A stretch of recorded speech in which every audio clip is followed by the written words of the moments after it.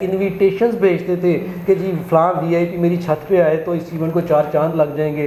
बड़े बड़े आर्टिस्ट, बड़े बड़े सियासतदान, इवन नवाज शरीफ साहब भी आप देखिए, इमरान खान साहब भी देखिए, जितने बड़े सियासतदान हमारे गुजरे हैं ये सारे इसके लवर्स रहे हैं। अंकल ये कितने का है? ये 800 का है। अंकल इस तरह करें 900 ले लेना। उसको यही नहीं पता कि बार्गेन ऊपर करनी है नीचे करनी है। तो न्यू खान बस सर्विस चला करती थी, रोज़ एक बंदा ज़रूर नीचे देती थी। तो क्या न्यू खान बंद कर दी हमने? नहीं बंद की। एमए पास बच्चा पैम्पर्ड है। पैम्पर्ड के अलावा उसको यही नहीं पता कि मुझे इंटरव्यू कैसे देना है, उसे यही नहीं पता कि मुझे डील कैसे करना है, उसे यही नहीं पता कि मैंने पुलिस का कोई एएसआई मुझे पकड़ ले तो मैंने उसके साथ क्या बात की। मेरे पास पूरी पंजाब थी, तो पंजाब के अंदर लाहौर से सिर्फ 45,000 वॉलंटियर रजिस्टर्ड किए। जो डाटा मैंने इस्लामाबाद भेजा, कुछ साल बाद वो डाटे के ऊपर उन्होंने पता चला यूनाइटेड नेशन का हाईएस्ट अवार्ड जीता। तो मेरे जो प्रोफेसर साहब होते थे वो मुझे कहते थे यार you are wasting your time, तो आप अपनी स्टडीज़ को ज़ाया करके इन कामों में काम ज़ाया कर रहे हो तो यू विल फेस। तो मैं कहता था नहीं सर, मेरी अंदर की जो सेटिस्फैक्शन है ना वो इससे ज़्यादा होती है, पढ़ाई तो चल रही है साथ साथ। दुनिया ने उसको रिकग्नाइज़ किया कि जी पाकिस्तान का जो डेलीगेशन है that is the best one delegation, और उसकी बाकायदा लेटरिंग की उन्होंने हमारे ऑफिस के साथ। तो मेरी लाइफ में वॉलंटियरिज्म जो थी वो इतनी ज़्यादा थी कि फिर आहिस्ता आहिस्ता कभी मैंने ब्लड के अंदर हो जाना शामिल, और आज माशाल्लाह इस एज तक मैं 67 टाइम्स ब्लड दे चुका हूँ। अस्सलाम वालेकुम व्यूअर्स, आप देख रहे हैं चैनल वॉइस कास्ट और मैं हूं आपकी होस्ट अनहर मोइन, और मैं मौजूद हूं आज शहजाद कैसर साहब के साथ जो कि एक्सटर्नल अफेयर्स और लिंक्स ड्यूटी आजकल कर रहे हैं रीनल केयर फाउंडेशन में। लेकिन इनकी एक बड़ी मज़ेदार सी स्टोरी है और बड़े ज़बरदस्त किस्म के इन्होंने अपने पास में जो काम किए हैं, किस तरीके से बहुत खूबसूरत से कल्चरल फेस्टिवल्स अरेंज किए हैं, उस हवाले से भी बात करेंगे। अस्सलाम वालेकुम सर। वालेकुम अस्सलाम। अच्छा सर, कुछ पर्सनैलिटीज़ होती हैं जिनके अंदर बड़ी पॉजिटिव वाइब्स होती हैं और बड़ी खूबसूरत सी उनकी मुस्कुराहट होती है, माशाल्लाह आप भी उन्हीं में से हैं। अपने अंदर पॉजिटिविटी कैसे क्रिएट करते हैं? कुछ नेचुरल चीज़ें होती हैं जो आपके अंदर होती हैं, गॉड गिफ्टेड होती हैं। मैं समझता हूँ कि ये हंसना, ये सारी चीज़ें ये आपके अंदर जनरेट नहीं कर सकते, ये गॉड गिफ्टेड होती हैं। लाइफ का जो स्टार्ट होता है ना वो बेसिकली आपकी ज़िंदगी का वही इनिशियल होता है, और एट द एंड तक बहुत सारी चीज़ें आपके साथ साथ पैरेलल चल रही होती हैं और वो आपकी पर्सनैलिटी बनती जाती है। और मैंने अपनी ज़िंदगी का आगाज़ एज वॉलंटियर किया स्टार्ट। मैं कॉलेज में पढ़ता था तो हमारे कॉलेज में एक ब्लड कैंप के लिए लोग आए, तो मुझे उनकी सर्विसेज बड़ी अच्छी लगी। मैंने उनसे पूछा कि मैं आपकी क्या हेल्प कर सकता हूँ, तो उन्होंने कहा जी कि आप एज वॉलंटियर हमारे साथ शामिल हो सकते हैं। हम लाहौर के मुख्तलिफ कॉलेज यूनिवर्सिटी में जब जाते हैं तो हमें मैन पावर की कमी होती है। तो मुझे उनका आइडिया बड़ा अच्छा लगा और मैंने एज वॉलंटियर रजिस्ट्रेशन करवा दी। अब क्या होता था कि 15 दिन 10 दिन के बाद मुझे कॉल आती थी, जी फ़लाँ कॉलेज में कैंप है, फ़लाँ फीमेल कॉलेज में यूनिवर्सिटी में तो आपकी ज़रूरत है। तो मैं तैयार होकर पहुँच जाता था और सारा दिन उनके साथ काम करना, लेकिन अंदर एक सेटिस्फेक्शन होती थी कि मैं आज एक पॉजिटिव काम करके आया हूँ। मज़े की बात, जब मैं कॉलेज पढ़ रहा था तो मेरे जो प्रोफेसर साहब होते थे वो मुझे कहते थे यार you are wasting your time, तो आप अपनी स्टडीज़ को ज़ाया करके इन कामों में काम ज़ाया कर रहे हो तो यू विल फेस। तो मैं कहता था नहीं सर, मेरी अंदर की जो सेटिस्फेक्शन है ना वो इससे ज़्यादा होती है, पढ़ाई तो चल रही है साथ साथ। और वो क्या हुआ कि कुछ अरसा गुजरते गुजरते 4-5 साल के अंदर मैंने वॉलंटियर इतना काम कर लिया कि मुझे ऑफ़र आ गई कि जी आप स्विट्ज़रलैंड और इटली के लिए सेलेक्ट किए जा रहे हैं रेड क्रिसेंट की तरफ से। और मैं पहला नौजवान इटली और स्विट्ज़रलैंड कॉलेज ज़माने में ही पहुंच गया। और यकीन कीजिए कि वहाँ पर भी जाके जो हमने काम किया वो दुनिया ने उसको रिकग्नाइज़ किया कि जी पाकिस्तान का जो डेलीगेशन है that is the best one delegation, और उसकी बाकायदा लेटरिंग की उन्होंने हमारे ऑफिस के साथ। और फिर मैं जब वापस आया तो अभी मैं कॉलेज का स्टूडेंट ही था, तो मेरे इदारे ने रेड क्रिसेंट ने मुझे कहा कि आप इसको ज्वाइन करें। तो मैंने अपने कॉलेज लाइफ में इसको ज्वाइन कर लिया एज यूथ ऑफिसर के तौर पे। और फिर within no time college का साथ साथ चलना, और साथ साथ क्या हुआ कि जिस प्रोफेसर ने मुझे ये डायलॉग बोला, मैं उनका नाम भी ले सकता हूँ, माशाल्लाह मेरे कॉलेज के मास्टर एमए इंग्लिश के टीचर भी थे वो, तो वो कहते थे कि बेटा, एक दिन वो मेरे कॉलेज में आए, यकीन कीजिए कि वो जब बैठे तो लोग उनको जानते थे, वो आके हैरान हो गए कि ये शहजाद के कमरे में बैठे हुए प्रोफेसर जो कि कभी ना कमिश्नर के ऑफिस गए हैं ना कभी डीसी, उनके सारे स्टूडेंट्स बड़े बड़े होते ऐसा ही थे। तो होता वो उन्होंने मुझे कहा कि ये मेरा बेस्ट स्टूडेंट है। कभी मैं इसको ये कहा करता था you are wasting your time, but इसने अपनी लाइफ में इतनी जल्दी अचीवमेंट्स किए हैं कि शायद को पढ़ा लिखा भी इतनी जल्दी अचीवमेंट्स, प्राउड मोमेंट। तो वो फिर ऐसा था कि उसके बाद रेड क्रिसेंट के अंदर भी मैंने जब ज्वाइनिंग दी तो within no time I became the director. और जब डायरेक्टर बना तो 2005 में सैलाब आया, ज़लज़ला आया आज़ाद कश्मीर का, तो उसके अंदर भी हमने इतना पीक पे जाके काम किया कि उसकी रिकग्निशन पूरी दुनिया में मौजूद है। वो गुज़रा तो 2010 के अंदर सैलाब आ गया।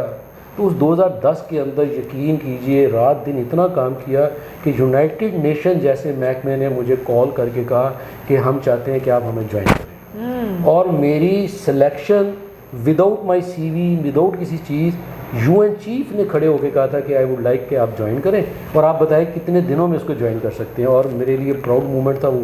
तो मैंने उनको कहा जी मैं विद इन 3 to 4 डेज़ में ज्वाइन कर सकता हूँ। लेकिन हमारे यहाँ पॉलिटिक्स बहुत सारी चीज़ों की होती है, तो मुझे जल्दी किए मेरे इदारे ने मुझे मौका नहीं फराहम किया, लेकिन आई टुक द अपॉर्चुनिटी और मैंने यूनाइटेड नेशन को ज्वाइन कर लिया। यकीन कीजिए कि वो यूनाइटेड नेशन में भी जितना काम किया वो बियॉन्ड रिकॉर्ड है आज। ये जो प्राउड मोमेंट्स होते हैं ना, जब मैं सोचा तो नहीं होगा। नहीं, मैंने आपको पहले कहा ये खुद ब खुद चीज़ें चल रही होती हैं। असल में कुछ लाइफ में ऐसे इवेंट्स हो रहे होते हैं कि जिनको आप अपने दिमाग में तो रखा होता है, अल्लाह के प्लान्स। और मैं हमेशा कहता हूँ कि man proposes God disposes some time, जिस तरह ये होता है इसी तरह इंसान सोचता कुछ है, अल्लाह कुछ और कर रहा होता है आपके लिए। तो मेरी लाइफ में वॉलंटियरिज्म जो थी वो इतनी ज़्यादा थी कि फिर आहिस्ता आहिस्ता कभी मैंने ब्लड के अंदर हो जाना शामिल, और आज माशाल्लाह इस एज तक मैं 67 टाइम्स ब्लड दे चुका हूँ। और मैं समझता हूँ कि मैं जब ब्लड देता हूँ मुझे लिए एक नई स्पिरिट अंदर आ जाती है। तो ये सारी चीज़ें with the passage of time, फिर यूनाइटेड नेशन के बाद काम करने के बाद मैंने एजुकेशन सेक्टर संभाला, मुख्तलिफ colleges, Punjab college, Aspire college, health sciences college, उसका प्रिंसिपल रहा। करते करते फिर आज मैं रीनल केयर फाउंडेशन में बैठा हूँ। और मैं समझता हूँ कि मेरी सक्सेस ही यही है कि मैंने जिस इदारे से स्टार्ट किया और जिस स्पिरिट के साथ स्टार्ट किया, मुझे वही इदारा फिर मिल गया कि जैसे मुझे काम करने का फिर नए सिरे से मौका मिल रहा है। तो ये एक लाइफ अचीवमेंट्स होती हैं आपकी जो with the passage of time बढ़ती जाती है। जो एक वॉलंटियरली आपने काम किया, वही पीआरस जो हैं वो आपके इतने डेवलप होते गए होते होते कि वो आपकी एक लाइफ स्पैन बन गया। हाँ। फिर उसके साथ साथ मेरा शौक होता था इवेंट ऑर्गेनाइज करने का। तो लाहौर का जो सबसे बड़ा बसंत मेला था, मैं उसका पायनियर हूं। और बसंत मेला एक इतना बड़ा इवेंट था कि मैं आपको बताऊं कि मीनारे पाकिस्तान जैसी ग्राउंड जब फुल भर जाती थी तो अंदर एक तसल्ली होती थी कि ये काम। और उस वक्त मेरे बयान अखबारों में और मीडिया में जो आज भी मौजूद हैं कि मैं उस वक्त भी कहा करता कि ये पाकिस्तान का वो इवेंट है जिसने पाकिस्तान का रेवेन्यू कई गुना बढ़ा देना है। और ये इतनी बड़ी इवेंट बन जाएगा कि लोग ईद पे कम और बसंत पे ज़्यादा आया करेंगे।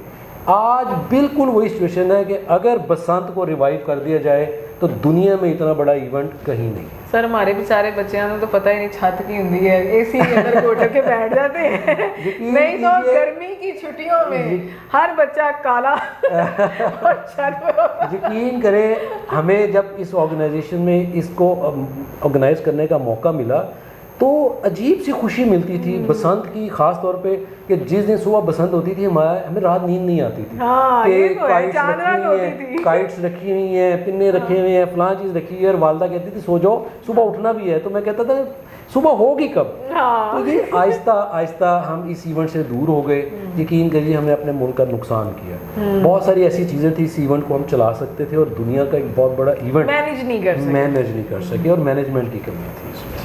अच्छा सर, बसंत के हवाले से बात हो रही है। अच्छा, अभी भी इस चीज़ की तो परमिशन मैं समझती हूँ कि एक दिन की तो दी जा सकती है, चले पूरा साल आप उसको ब्लॉक रखें, लेकिन जो हमारी 90s की जो जनरेशन है जिन्होंने बसंत देखी हुई है वो मेरा ख्याल है पूरे साल में एक दिन ज़रूर मांगते हैं। जब फरवरी होती है कहते हैं एक दिन दे दें। देखें, ईद आती है एक दिन की होती है, ठीक है, बसंत मेला भी इसी तरह एक दिन का था। एक्सटेंड तो पूरा साल चलाते रहे आप। लेकिन बात यह है कि गवर्नमेंट अगर इस पर थोड़ा सा पॉजिटिव होकर सोचे, यकीन कीजिए कि ये इवेंट इतना बड़ा इवेंट है कि दुनिया आपको विजिट करेगी इस इवेंट को देखने के लिए। और सबसे बड़ी बात, ये जो इवेंट है ना, ये हमारा अपना इवेंट है। हम जिस तरीके से सेलिब्रेशन करते हैं ना, जिस तरह हम सेलिब्रेशन करते हैं कि आहिस्ता आहिस्ता आपने देखा कि येलो ड्रेसेस आना शुरू हो गए, पटके आना शुरू हो गए, घरों के ऊपर खाने बनना शुरू हो गए, लोग उसको सेलिब्रेट करते हैं, इनविटेशंस भेजते थे कि जी फलां वीआईपी मेरी छत पे आए तो इस इवेंट को 4 चांद लग जाएंगे। बड़े बड़े आर्टिस्ट, बड़े बड़े सियासतदान, इवन नवाज शरीफ साहब भी आप देखिए, इमरान खान साहब भी देखिए, जितने बड़े सियासतदान हमारे गुजरे हैं ये सारे इसके लवर्स रहे हैं। लेकिन अनफॉर्चुनेटली हमने इस इवेंट को मिसमैनेजमेंट की वजह से ज़ाया कर दिया। अभी भी कोई एक डोर फिर जाए या कुछ हो जाए तो उसको इतना, देखिए मैं इस पर एक छोटी सी चीज़ कहूँगा कि मेरा आज से कोई 2003 के अंदर लास्ट मैंने जब ये प्रेस कॉन्फ्रेंस की थी तो उसमें मैंने यही कहा था कि इस इवेंट को रिवाइव करने के लिए बहुत सारे पॉजिटिव काम किए जा सकते हैं। मसलन देखिए, अगर खुदा ना खास्ता कोई जहाज़ गिर जाता है, एरोप्लेन, तो क्या हम PIA बंद कर देंगे? क्या कोई ट्रेन एक्सीडेंट होती है, पटरी से उतर जाती है, 200-400 लोग मर जाते हैं, तो क्या हम ट्रेन सर्विस बंद कर देते हैं? हमारे ज़माने में जब आप ये बात कर रहे हैं 90s में, तो न्यू खान बस सर्विस चला करती थी, रोज़ एक बंदा ज़रूर नीचे देती थी। तो क्या न्यू खान बंद कर दी हमने?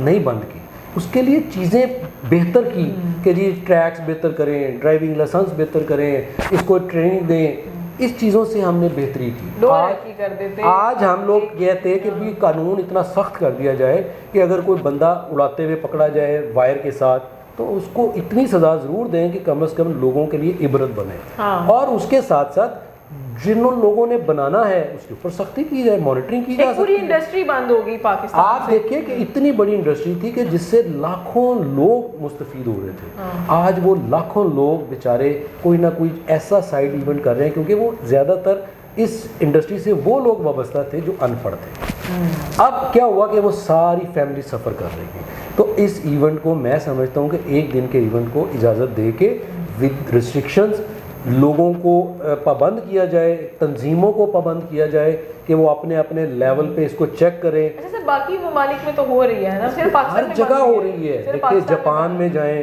काइट फेस्टिवल होता है, चाइना चले जाएं काइट फेस्टिवल होती है, इंडिया चले जाएं काइट फेस्टिवल्स होते हैं। देखिए एक्सीडेंट्स का मैंने आपको पहले कहा कि हादसात की शक्ल में अगर कोई हादसा हो जाता है तो हमारी गवर्नमेंट उसको कहती है जी 4-5 लाख रुपए इसको दे के फारिग कर देते हैं। हम काइट फ्लाइंग एसोसिएशन की तरफ से ये कह सकते हैं कि अगर इसको रिवाइव किया जाए तो हमारी जो ये काइट फ्लाइंग तंजीमों के साथ साथ ये जो मैन्युफैक्चरर्स हैं इनके ऊपर टैक्स लगाया जाए बाकायदा, और अगर ऐसा कोई हादसा अल्लाह ना करे कभी आए तो इतना कंपनसेट किया जाए कि जिस तरह आज हम शहीदों को कंपनसेट करते हैं कि आप 1 करोड़ 2 करोड़ कल्चर बचाना चाहते हैं। तो देखिए नुकसानात होते हैं। बिल्डिंग गिर जाए तो क्या हम उल्टा स्टार्ट कर देते हैं जी LDA ने परमिशन कैसे दी इस बिल्डिंग की, ये क्यों गिरी? फिर जब बन रही थी उस वक्त साथ साथ प्रोसीजर स्टार्ट किए जाते हैं। अगर उस वक्त चेक किया जाता तो बिल्डिंग नहीं गिरती। अगर इस बसंत को हमने रिवाइव करना था तो साथ साथ अमेंडमेंट्स करते करते लॉ बनाते जाते जो कि बने कि जी छत से उतार लिया जाएगा, सीढ़ी लगा के सज़ा दी जाएगी पेरेंट्स को। आज ये कानून दोबारा इम्प्लीमेंट कर दें तो क्या मुश्किल है? आप देखिए सुप्रीम कोर्ट ने ऑर्डर पास कर दिया जी कि हेलमेट जो नहीं पहनेगा उसको सज़ा होगी। एक वक्त आया था कि लोगों ने हेलमेट हर बंदे ने पहनना शुरू कर दिया था, ज़रा सी सख्ती ख़त्म हुई, ख़त्म, अब फिर वही हेलमेट। नहीं, अब वो ज़रा डिजिटल चलान आ गया ना। नहीं, मैं एक बात कर रहा हूँ कि वो ख़त्म, अब वो डिजिटल है तो मॉनिटरिंग सख्त की ना। अगर मॉनिटरिंग सख्त की, कानून सख्त किया, घरों में चलान आना शुरू हो गए तो जब आप पकड़े जाएंगे तो आपको पता है ये पे करना है। तो जब आपको पे करना है तो सज़ा इतनी रखें कि पेरेंट्स को पता हो कि मेरे बच्चे ने अगर घर में छत काइट फ्लाइंग की और अगर ये मेजर्स नहीं किए तो पकड़ा तो मैंने जाना है, तो सब कुछ ठीक हो जाए। अच्छा, ये चीज़ें ना बच्चों के अंदर से हमारे साथ वो जो एक था ना आउटडोर गेम्स का एक जो रुझान था, वो चीज़ें बच्चों में से ख़त्म हो गई, वो मोबाइल पे लग गए। अब तो ज़हनी मरीज होते जा रहे हैं। हमारा सबसे बड़ा अलमिया ये है कि हम लोग वक्त पे नहीं सोचते, गैजेट्स के गुलाम हो गए। बड़े बड़े ममालिक में चले जाएं, उन्होंने कंप्यूटर्स को घरों से उठा के बाहर फेंक दिए क्योंकि ये बच्चों को लिमिटेड कर रहे हैं। देखिए मोबाइल एक चीज़ अच्छी तो है लेकिन इसके नुकसानात कितने हैं ये किसी को नहीं पता कि वो नुकसानात किस तरफ लेके जा। एडिक्शन हो गई। अब बच्चों को जब आप घर में बंद कर देते हैं तो बच्चों ने सोच वही रखी हुई है, एक्टिविटीज़ डिफरेंट हो गई हैं आपकी। अब एक्टिविटीज़ को कैसे मॉनिटर करना है, ये सारी चीज़ें, मैं तो बल्कि इस बात पे हामी हूँ इस बात का कि बच्चे को जब तक आप घर से बाहर नहीं निकालते वो मैच्योर नहीं होता। वो घर से बाहर जाएगा, कोई 2-4 बच्चों से लड़ाई करेगा, को मार खाएगा, को मारेगा, तो दुनिया में सोशल लाइफ उसकी बढ़ना शुरू हो जाएगी। उसको पता होगा कि मेरी अपब्रिंगिंग में ये चीज़ें भी शामिल हैं। आज MA पास बच्चा पैम्पर्ड है। पैम्पर्ड के अलावा उसको यही नहीं पता कि मुझे इंटरव्यू कैसे देना है, उसे यही नहीं पता कि मुझे डील कैसे करना है, उसे यही नहीं पता कि मैंने पुलिस का कोई ASI मुझे पकड़ ले तो मैंने उसके साथ क्या बात करनी, कुछ नहीं पता, वो बेचारा तो ब्लैंक है। और वो कहेगा जी मेरे बाप को रिंग कर ले, मेरी माँ को रिंग कर ले। तो ये सारी चीज़ें वक्त के साथ साथ आनी चाहिए। हमने अपनी लाइफ में बहुत क्रिकेट खेली, गली मोहल्लों में लड़ाइयाँ भी हुई, बड़े मार भी खाई, हम समझते हैं कि वो लाइफ बेटर थी आज की इस कंप्यूटर जनरेशन से, बिल्कुल, और ये जो मोबाइल जनरेशन, क्योंकि हम खुद भी बजाते खुद जो हम बड़े भी हैं ना वो एडिक्ट होते जा रहे हैं मोबाइल्स तक के ना। हम अपने बच्चों को क्या बताएं, हम उधर हो गए, अच्छा तुम बोल रहे हो इसको एक और मोबाइल ला दो, छोटे बच्चे को भी दे दो। बड़ी एग्जांपल दूंगा, मोबाइल है, अब हमने अपनी हर चीज़ को इस गैजेट के ऊपर ले आए। हाँ, शॉपिंग करनी है, मोबाइल, ऑनलाइन शॉपिंग। अब बच्चे को यही नहीं पता कि बारगेन क्या चीज़ है, नहीं पता हमें किस तरह है। मैं अपनी एग्जांपल दे दूं, मेरी बेटी है माशाल्लाह डॉक्टर बन गई, बाज़ार शॉपिंग के लिए गई, मामा ने कहा बेटा इसको बिल पे कर दे और इसे बात करो, अंकल ये कितने का है, ये 800 का है, अंकल इस तरह करे 900 ले लेना। उसको यही नहीं पता कि बारगेन ऊपर करनी है, नीचे करनी है, बाज़ार में अंकल के पास जाना है जी, गोरमे बेकरीज पे जाना है, किसी बेकरी पे जाना है, बेटा 4 चीज़ें ले आओ, पापा उसको पैसे कैसे देने हैं, कितने देने हैं, मुझे कैसे पता चलेगा। ये मेरे साथ भी तो मैं आपको सच बता रहा हूँ कि हम अपने बच्चों को जब तक ये पनपने का मौका नहीं देते, बच्चा नहीं सीखता। हम छोटे छोटे थे तो हमारे वालिदैन कहते थे ये पकड़ो सामान लेके आओ। शुरू में शायद हमें भी गलतियाँ होती हों, लेकिन आज अल्हम्दुलिल्लाह हमें ये पता है कि हमने सर्वाइव कैसे करना है, हमने इन चीज़ों को डील कैसे करना है। ये सारी चीज़ें with the passage of time माँ बाप सिखा रहे होते हैं तरबियत की शक्ल में, उस्ताद सिखा रहे होते हैं तरबियत की शक्ल में, जो कि कमी है। माँ बाप के पास टाइम नहीं, माँ बाप के पास टाइम नहीं, उस्ताद कमर्शियल इतना हो चुका है कि वो कहता है पैसे दोगे तो ट्यूशन पढ़ लो तो पास हो जाओगे, अदरवाइज तरबियत नाम की कोई चीज़ नहीं है। बिल्कुल ऐसा ही है सर। आप बहुत सारी यूनिवर्सिटीज़, कॉलेजेस, बहुत सारे उनके यूथ को ही ज़्यादा फेस करते हैं, क्या मैसेज एक देना चाहेंगे अपनी यूथ के? मेरी तो लाइफ स्टार्ट ही यूथ से हुई, मैंने आपको बताया कि कॉलेजेस की ट्रेनिंग्स और बच्चे, और मैं आपको सबसे बड़ी बात बताऊं कि मैंने पंजाब के अंदर, क्योंकि मैं जब बाहर इंटरनेशनल लेवल पे इतना ट्रैवल किया तो मैंने आके पहला नेशनल कैंप किया पाकिस्तान में, और उसके बाद अपने हेडक्वार्टर को कहा कि अगर मुझे इजाज़त दी जाए तो मैं इंटरनेशनल कैंप भी कर सकता हूँ। लेकिन उस वक्त हालात ऐसे थे कि वो इंटरनेशनल कैंप हमारी मुल्क के अंदर बॉम्ब ब्लास्ट और चीज़ें बहुत ज़्यादा थी, नहीं करवा सके। लेकिन मैंने अपनी वॉलंटियरिज्म को इतना ज़्यादा प्रमोट किया कि लाहौर और पंजाब, मेरे पास पूरी पंजाब थी, तो पंजाब के अंदर लाहौर से सिर्फ 45,000 वॉलंटियर रजिस्टर्ड किए। जो डाटा मैंने इस्लामाबाद भेजा, कुछ साल बाद वो डाटे के ऊपर उन्होंने पता चला यूनाइटेड नेशन का हाईएस्ट अवार्ड जीता कि ये जो 45,000 एक डिस्ट्रिक्ट का डाटा है, कई लोगों के पास इतना पूरे मुल्क में डाटा नहीं है। तो हमने उस यूनाइटेड नेशन के अवार्ड को लाहौर के अंदर से विन किया। मैं आज भी कहता हूँ कि नौजवान करना चाहे सब कुछ कर सकता है। इस नौजवान के अंदर इतनी सलाहियतें हैं, दुनिया में नौजवानों के पास इतनी सलाहियतें नहीं जितनी पाकिस्तान में। डिमोटिवेट ना हो, अपने अंदर की मोटिवेशन को खुद देखें। गवर्नमेंट डिफरेंट प्लान्स देती रहती है मुख्तलिफ अदवार में, नौकरी नहीं येलो कैब चला लो, एक मिसाल दे रहा हूँ, नहीं लैपटॉप दे दो, तो बिजनेस में लोग ज़्यादा प्रमोट होकर कामयाब हो सकते हैं। अपने दिमाग को इस्तेमाल करें, जिस फील्ड में आप आगे बढ़ रहे हैं, डिपेंडेंट नहीं होना। और मैं चाहता हूँ कि आज की जो नौजवान जनरेशन है वो पहले वाली जनरेशन से कई गुना आगे है, अपने काम के लिहाज से, एजुकेशन के लिहाज से और अपनी वर्किंग के लिहाज से। आज मैसेज मेरा सिर्फ यही है कि नौजवान डिप्रेस ना हो, नंबर 1। नंबर 2, नौजवान को मौका दें, गवर्नमेंट को चाहिए इनको मौका दें। यकीन करें ये एटम बम क्या, एटम बम से 4 गुना बड़ी चीज़ें बना के दे सकते हैं।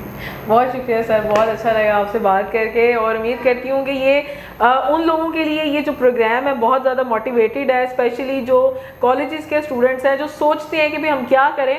तो मैं सिर्फ इतना ही कहना चाहूँगी कि सिर्फ वो शख्स आज के दौर में नाकाम है और आज के दौर में फ्री है जो काम करना नहीं चाहता। नहीं तो करने के बहुत सारे काम हैं, आप कर सकते हैं, आगे बढ़ सकते हैं। अपनी जो आपने फील्ड चूज़ करनी है उसका फैसला आप मैट्रिक से ही करना शुरू कर दें, ताकि आप जब एजुकेशन से फ्री मैं हो। एक बात यहाँ पे ऐड करूँगा, जरूर, मैं रोक इसलिए रहा हूँ कि मुझे पता है आप वाइंड अप कर रहे हैं, लेकिन असल में ना बच्चों से हम पूछते ही नहीं कि बच्चे ने करना क्या है। होता क्या है कि मेरा एक कॉलेज से तल्लक है, मैं एक कॉलेज में बैठा, एक पेरेंट आई डॉक्टर थी, वो अपनी बेटी के लिए कंसर्न थी बहुत ज़्यादा, और प्रिंसिपल से एक ही बात की जा रही है, डॉक्टर बनेगी कि नहीं बनेगी, ये डॉक्टर बनेगी कि नहीं बनेगी। तो मैं 15 मिनट सुनता रहा गुफ्तगू, और प्रिंसिपल भी यही बताता रहा जी हम बड़ी मेहनत कर रहे हैं, बड़े बच्चों को पढ़ा रहे हैं, लेकिन ये बच्ची माँ के मुताबिक ये उसकी एप्टीट्यूड नहीं है। तो मैंने एक वैसे ही उनसे पेरेंट्स से पूछा, मैंने कहा डॉक्टर साहब अगर मेरे एक सवाल की इजाज़त हो तो आप ये बताइए। मैंने कहा कभी आपने बच्चे से ये पूछने की कोशिश की कि इस बच्चे को क्या प्रॉब्लम है, क्यों डॉक्टर बनना चाहता है कि नहीं बनना चाहता है, खुद भी है? तो कहती मैंने तो कभी नहीं पूछा। मैंने कहा तो अभी पूछ लेते हैं। मैंने उस बच्ची से मैंने कहा बेटा आप लाइफ में क्या बनना चाहते हो, आप डॉक्टर बनना चाहते हो या नहीं? कहती मैं तो कह के थक गई, मैंने डॉक्टर नहीं बनना नहीं बनना नहीं बनना, मैंने एक आर्टिस्ट बनना है, और वो भी ड्रामा की। अब देखिए बच्चे की सोच लिमिटेड इसलिए है कि वो ड्रामे देखती है, वो उसको फैसिनेट कर रहा है, वो बनना चाहती है।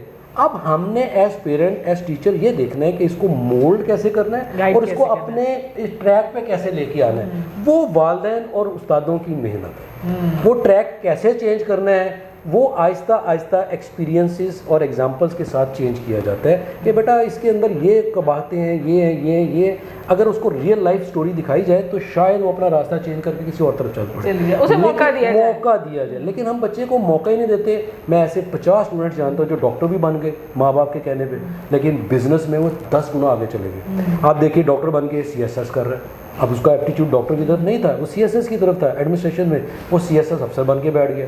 अब डॉक्टर का सारा ज़ाया हो गया उसका। बच्चे का एप्टीट्यूड जानना, मैं आपको छोटी सी एग्जांपल एक और दूंगा। मुझे कोरिया जाने का इत्तेफाक हुआ। कोरिया में मेरी एक स्टे थी, नाइट स्टे विद टीचर। तो मैंने उस टीचर से पूछा कि मैंने कहा आप क्या करते हैं? उसने कहा आई एम अ टीचर। तो मैंने कहा what do you do all the day? उसने कहा जी मैं सारा दिन स्कूल में गुजारता हूँ, सुबह फजर के वक्त में उठता हूँ और बस आती है, मैं बस में बैठ के स्कूल चला जाता हूँ। मैंने कहा तो सारा दिन स्कूल में क्या करते हैं आप? उसने मुझे एक्टिविटीज़ गिनाना शुरू की। 12 बजे तक हमारा स्कूल टाइम होता है। 12 बजे के बाद हम बच्चों को लंच वहीं करवाते हैं।